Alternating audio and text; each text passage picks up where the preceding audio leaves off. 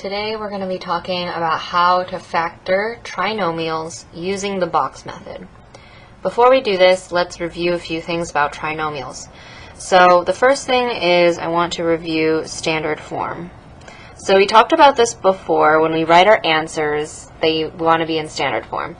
Standard form can also refer to specifically trinomials and how they're written out. So let's come up with an example here. Let's say we have 2x squared plus 5x plus 3.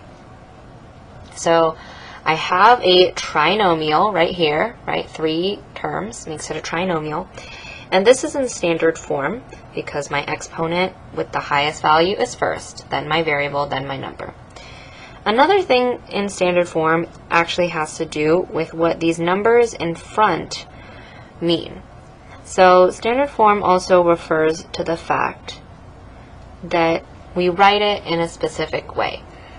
And each one of these will always have an x squared, an x, and then a number that we add at the end. And the coefficients in front have a specific name. So for example, the number that is in front of x squared we refer to as a. The number that's in front of the x we refer to as b.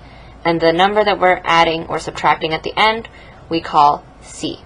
And this is something that you will need to know when we do our box method a little bit later on. You need to be able to name what A is, what B is, and what C is. And all that's asking you to do is what is the number in front of x squared, so 2, A is 2 in this case. What is the number in front of x, so that's 5. And what is the last number at the end, 3. So when you are asked for what A, B, and C are, all they're asking for are what are the numbers that are in front of the variables. Okay, so now let's actually talk about factoring.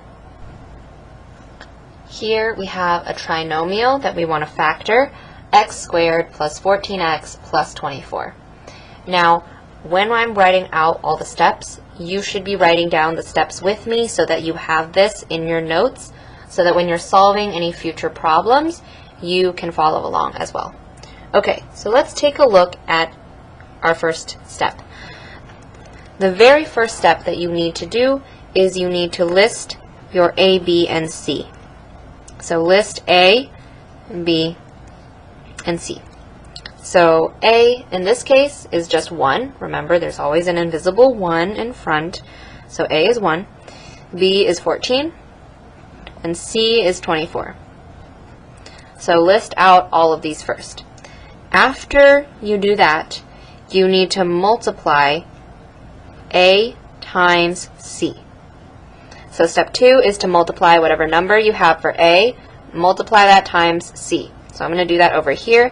1 times 24, that's going to equal 24. After you multiply those, now you need to list all factors of AC. So that means we're listing all the factors of 24. So let's list the factors over here, starting at 1. So 1 times 24. Then we move on to 2. 2 times 12. Then we go to 3. 3 times 8. And 4 times 6. All of the possible factors. After we list out all the factors, leave them on the page over here, we're going to move on to step 4. For step 4, we want to select the factor pair that adds up to equal B. Select the factor pair that adds up to equal B. Now what was B again? Gotta look back up here. So when we talk about B, we're talking about the number that we previously labeled as B, the number before the x variable. So in this case, we're talking about 14. So in this problem, we want to select out of these pairs, we want it to equal 14. So let's look over here at my listed factors. I'm going to write over here b equals 14 so that I can remember. And we just want to add all of these together. So we want to add 1 plus 24, 2 plus 12, 3 plus 8, and 4 plus 6, and figure out which one of these adds up to 14. I'm going to add these really quickly. This one would be 25, this one is 14, this one is 11, and this one is 10. So I can already see, actually, I did get 14. Right? I was trying to get it to equal 14. I found it right here. These two, when I add them together, equals 14. So now that I've done that step, I'm now going to factor. After I do this, I like to circle my pair because I will need to look at this later. Okay, so moving on to our next set of steps. Step 5, we want to draw our box that we're going to be using to factor. This is the same box that we used earlier when we were multiplying binomials. Now we're going to be using it to factor. So draw your 4 squares, and we're going to fill in our box. The first square right here, we're going to fill that in based off of the first term. So this x squared right here is going to go in the first box. X squared. So I'm going to just write first term. Okay, this came from the original problem. Next, I'm going to fill in your factor pairs. What are these? What are factor pairs? Well, this goes back to what we did earlier in step 4. Your factor pairs are the two numbers that you added to equal b. So added to equal 14. So our factor pairs are 2 and 12. I'm going to make a note here because when we fill in the factor pairs, we don't want to forget the variables. So I'm going to put a 2 right here with an x and 12 with an x. It's very important to keep these variables with you when you are filling in the boxes. Okay, our last box right here is going to come from the last term. So again, going back to the original problem, all the way up here, our last term, the last number, is 24. So the last term is going to go in this box right here, 24. So we got the first term, we got the pairs with our variables, and we got the last term in the box. You should have a complete box that looks like this. The x squared should always be in the corner here. You should have 2 variables that have x in them, and then your last one should just be a number. It should always be laid out in this way. Okay, after drawing the box, our very last step, step 6, is going to be pulling out the GCF. So, what do we do when we're pulling out the GCF? Let's start with the first 2 boxes. So I'm just focusing right here, x squared and 12x. I'm trying to find the greatest common factor between these two. Because there is no number in front of x squared, right now, the coefficients, the GCF is just 1. You can write that here if you need. But then the variables, if we have x squared and we have x, remember our rule, we choose the least exponent, the one that has the smallest exponent, in this case x. So our GCF is just x. I need to pull out the GCF for 2x and 24. In this case, it's positive 2. I look for the GCF between x squared and 2x. In this case, just x.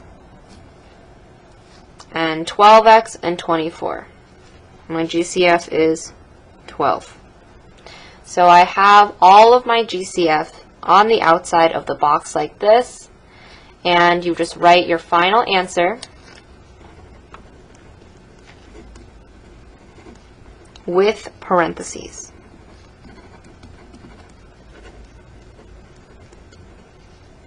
So I'm going to take the top part right here, x plus 2. I'll write that in my parentheses. And then the side is x plus 12, so I'm going to write that in another parentheses. And this is my factored answer right here. So the original problem looked like this. I'm going to just copy it down again. This is what we started with. After going through all the steps, we factored it, and this would be our factored binomials. And it would be our answer that we're looking for. So I know that was just a lot of steps just now. This method is very, very effective, but it can take a while to learn.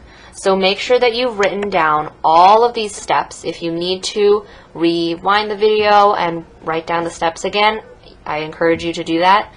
And once you're done with the steps, you can come back and begin working on some of the practice problems.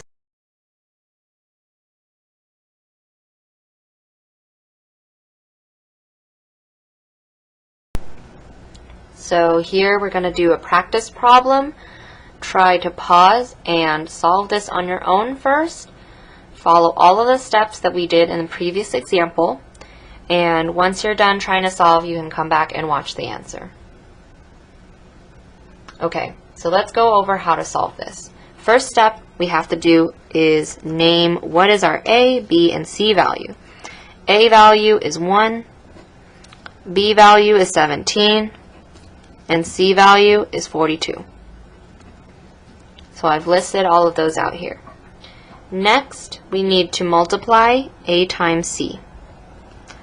So A is 1, C is 42, so I'm going to multiply 1 times 42.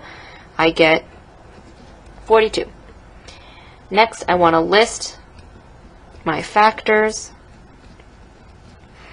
So listing all the factors of 42, we get 1 times 42, 2 times 21, 3 times 14, and 6 times 7.